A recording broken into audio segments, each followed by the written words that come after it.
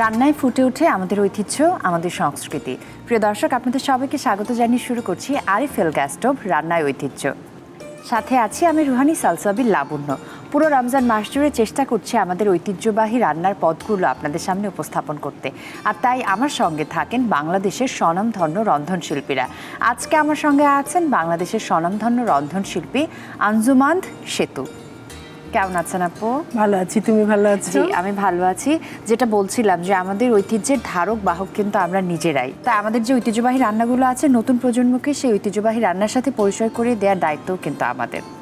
তো সেই দায়িত্ববোধের জায়গা থেকে আজকে ঐতিহ্যবাহী কোন রান্নার রেসিপি আমাদের সাথে শেয়ার করবেন? আজকে আমি যেটা করব এটা আমাদের একটা ঐতিহ্যবাহী আলু কিমার চপ। মানে আলুর চপ হচ্ছে বাঙালির ইফতারের অপরিহার্য অংশ। আলুর চপ ছাড়া কি ইফতার হয়? একদমই না। আমরা শুরু করি তাহলে। ঠিক আছে, আমি প্রথমে কিমাটা তৈরি করে নিব। তো রান্নার শুরুতে তো চুলা ধরাতেই হবে, চুলা ছাড়া রান্না হবে না। আর আমরা ব্যবহার করছি RFL গ্যাস স্টোভ। আপনি দেখতে পাচ্ছেন যে 8mm tempered glass top panel, যা মজবুত তাই দীর্ঘস্থায়ী। হ্যাঁ, এই চুলাটা আমিও ইউজ করি। আর এই 50,000 বার অটো ইগনিশন দেয় একেবারে হ্যাসেল ফ্রি রান্না। তাই এক কথায় বলা যায় RFL গ্যাস স্টোভ নিরাপদ এবং ঝামেলাবিহীন। হ্যাঁ, আচ্ছা, আমি একটু তেল দিব। এখানে আমি সয়াবিন তেল দিচ্ছি, পেঁয়াজ কুচি দিচ্ছি হাফ কাপ, একটু লবণ দিচ্ছি, হাফ চা চামচের মতো লবণ যাবে। আমি বগুড়ার মেয়ে, আমাদের ওইদিকে কিন্তু আলুর চপের প্রচলন খুবই বেশি। হ্যাঁ, এটা কিন্তু উত্তরবঙ্গ দিকে বেশি খাওয়া হয় এই আলুর চপটা, কারণ ওদিকে বগুড়ার ওদিকে কিন্তু আলু খুব বেশি হয়, রংপুর বগুড়া। ওই আমি মানে খেয়াল করছিলাম, আমি অনেক চেষ্টা করি যে আলু কমাবো আমার খাদ্য তালিকা থেকে, কিন্তু 3টি পদ আছে, যে 3টি পদ থাকলে আসলে আমার ওই কন্ট্রোলের বিষয়টা কোনোভাবেই মাথায় থাকে না। সেই 3টি পদ হচ্ছে আলুর চপ, আলু ভাজি আর আলু ঘাটি। এখন আমি বুঝছি যে আমি কি উত্তরবঙ্গের জন্যই আমার কি মানে কোনোভাবে এই 3টা রেসিপি আমি অ্যাভয়েড করতে পারি না। উত্তরবঙ্গ মানেই কিন্তু এই 3টা রেসিপি। আমি একটু কিমাটা দিয়ে দিচ্ছি। হ্যাঁ, এখানে 1 কাপ কিমা আছে, মুরগির কিমা। কেউ চাইলে এটা গরুর কিমা দিয়েও করতে পারে। আচ্ছা, আর আমরা যদি ইফতারের সময় আলুর চপের সাথে চিকেন কিমাটা অ্যাড করি, যেহেতু ভাজা পোড়া তো খাচ্ছি, কিন্তু তাতে কিন্তু প্রোটিনটা অ্যাড হলো। হ্যাঁ, এটা কিন্তু একটা ফুল মিল হয়ে যায়। একটা আলুর চপ যদি একটু বড় করে করা যায়, তাহলে এই একটা আলুর চপ খেলে আর কিছু কিন্তু লাগে না। এটার মধ্যে মাংস যাচ্ছে, আলু আছে। আদা বাটা দিয়ে দিলাম আমি হাফ চা চামচের মতো। এবার দিয়ে দেবো রসুন বাটা। মুরগির মাংসে না আসলে মশলা বেশি লাগে না। হাফ চা চামচ ধনে গুঁড়া, হাফ চা চামচ জিরা গুঁড়া। আমি চিলি ফ্লেক্স দিয়ে দিচ্ছি। হ্যাঁ, এটা মুরগির মাংস কিন্তু আর কোনো পানি দিতে হবে না, এটাই শুকাতে হবে, কারণ পানি বের হয়েছে, এক্সট্রা কোনো পানি লাগবে না। কারণ এটা যেহেতু আমরা আলুর চপে দিব, এটা যদি পানি পানি থাকে তখন চপটা ভালো হবে না। এই কিমা তৈরিটা খুব দ্রুত হয়ে যাবে, এর কারণ RFL গ্যাস স্টোভে ব্যবহৃত হয়েছে সায়েন্টিফিক নজেল এবং 100% ব্রাশ বার্নার। ফলে তাপ সমানভাবে অনেক দ্রুত ছড়িয়ে পড়ে, রান্না দ্রুত হয়ে যায়, ফলে গ্যাস বাঁচে, টাকাও বাঁচে। হ্যাঁ, এটা কিন্তু আমি যে রান্না করছি আর দেখছি যে খুব তাড়াতাড়ি এটা হয়ে যাচ্ছে। কিন্তু আরও একটি দারুণ ফিচার আছে, সেটা হলো ইগনিশন সেটে ফায়ারপ্রুফ কেবল ব্যবহৃত হয়, দুর্ঘটনা ঘটার কোনো সম্ভাবনা নেই। আচ্ছা, এটা হয়ে গেছে, আমি চুলাটা অফ করে দিচ্ছি। ওকে, এখন এটা একটু ঠান্ডা হোক, আমি অন্য উপকরণগুলো বাটিতে নিয়ে নিচ্ছি। মোজারেলা চিজটা না এটার মধ্যে ইচ্ছা, কেউ দিতেও পারে। একটু ডিম ভেঙে নিচ্ছি, ডিম লাগবে আমার। একটা ডিমই যাবে? একটা ডিম। এটা হলো চপের উপর নির্ভর করবে, চপ আমি কয়টা বানাচ্ছি সেইটার উপরে। এরপরে আমি আলুটা নিয়ে নিচ্ছি এই বোলটার মধ্যে। এখানে আমি 1.5 কাপ আলু নিয়েছি। আচ্ছা, এটার সাথে আমি এখন চিলি ফ্লেক্সটা দিচ্ছি, জিরার গুঁড়া।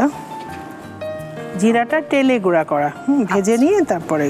আর সরিষার তেলের ফ্লেভার তো আমাদের সবার খুব পছন্দের, আলাদা টান আছে আমাদের সরিষার তেলের প্রতি। আচ্ছা, আমি একটু লবণ দিই, অল্প একটা লবণ দিব।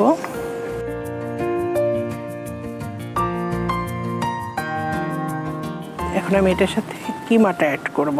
ওকে, চিকেনটা অ্যাড করাতে স্বাদ বাড়লো আর পুষ্টিগুণ যোগ হলো। আর এটা বাইন্ডিংয়ের জন্য একটু ময়দা দিয়ে দিব। আর একটা কাজ করতে হবে, তুমি এই তেলটা গরম দিতে পারো। দিয়ে দিই আমি।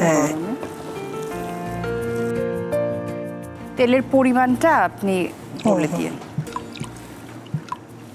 আমি একটু হাতে তেল লাগিয়ে নিচ্ছি, আমার কিন্তু হাতটা ওয়াশ করা। হ্যাঁ, এখন আমরা চপের শেপটা দিব। আপনার জন্য চপের শেপ দিয়ে এখানে আপনি হ্যাঁ, আমি এখানে চিজ দিচ্ছি।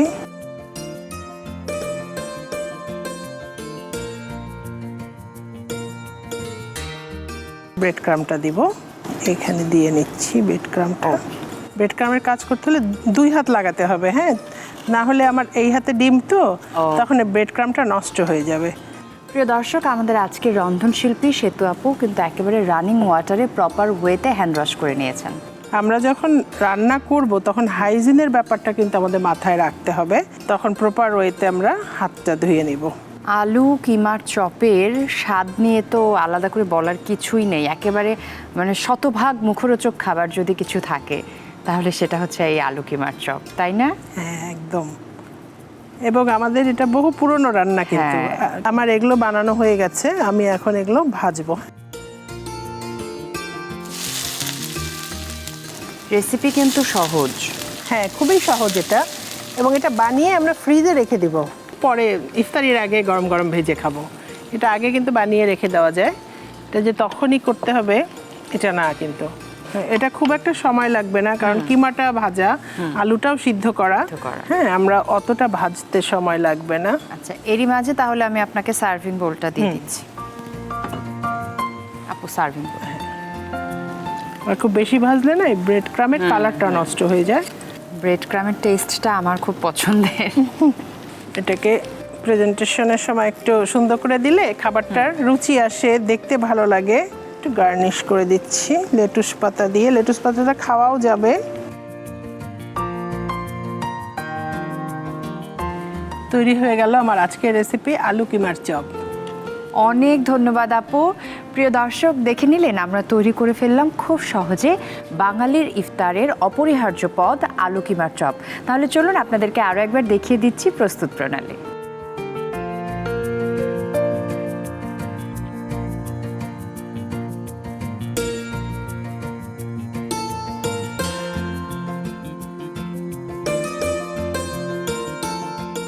আপু, অনেক ধন্যবাদ। আমাদের দেশে এমন কোনো মানুষ খুঁজে পাওয়া যাবে না যে এই আলু কিমার চপ পছন্দ করে না বা ভালোবাসে না বা ইফতার টেবিলে সার্ভ করে না, তাই না? এটা কিন্তু ঠিক বলেছো।